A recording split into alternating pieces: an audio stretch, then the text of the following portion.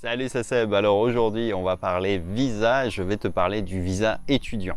Le visa étudiant, c'est le premier visa que j'ai pu utiliser pour m'installer en Thaïlande. À l'époque, il faut savoir que c'était assez simple, que c'était pas nécessaire d'aller en cours, donc c'était vraiment de la régalade. Donc en gros, ça explique aussi mon niveau lamentable en Thaï. C'est parce que j'ai jamais pris vraiment le temps d'aller en cours, d'apprendre. Alors je balbutie quelques trucs et je sais me débrouiller, mais voilà, j'aurais pu avoir un bien meilleur niveau si j'avais mis les efforts nécessaires en place. Toujours est-il que ce type de solution existe toujours. Le visa étudiant, il existe toujours. Il y a plein de matières que tu peux utiliser. Pas seulement le thaï, tu peux étudier des langues, tu peux étudier la boxe thaï, tu peux même avoir, dans certains cas, on a trouvé des cours de self-défense qui permettent d'aller très peu de temps en cours par semaine. Alors à chaque fois, c'est des opportunités, c'est des trucs qui restent peut-être pas éternellement, mais il n'empêche que il y a toujours cette possibilité pour des gens qui n'ont pas forcément les budgets. J'ai parlé du visa retraite ou visa famille en fait en général pour les gens qui voilà, ont plus de 50 ans, qui peuvent s'installer sous certaines conditions de ressources en Thaïlande. J'ai parlé du visa élite qui est un visa VIP, donc là ça demande plus d'argent, mais tu n'es pas obligé d'avoir 50 ans. Et puis pour les gens qui démarrent, celui que je conseille toujours, c'est celui-ci. C'est voilà, tu veux venir t'installer en Thaïlande, eh bien commence par un visa étudiant.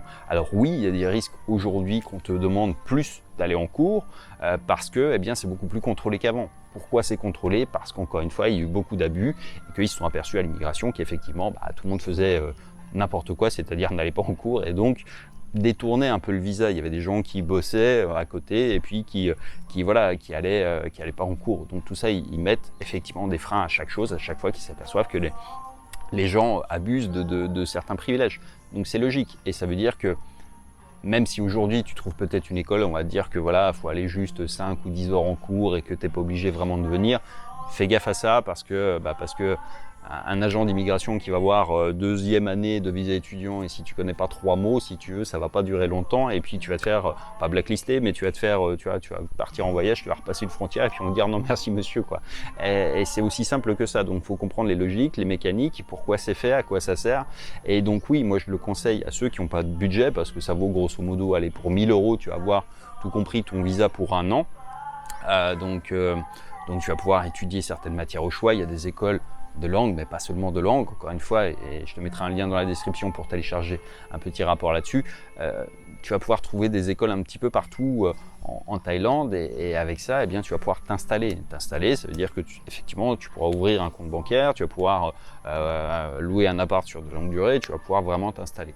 Donc ça, c'est une bonne option pour démarrer. Encore une fois, c'est celle que moi, j'ai utilisée il y a très longtemps en arrière quand je suis arrivé parce que c'était plus simple, parce qu'il n'y avait pas toutes les options qu'il y a aujourd'hui non plus et que c'était un bon plan, quoi.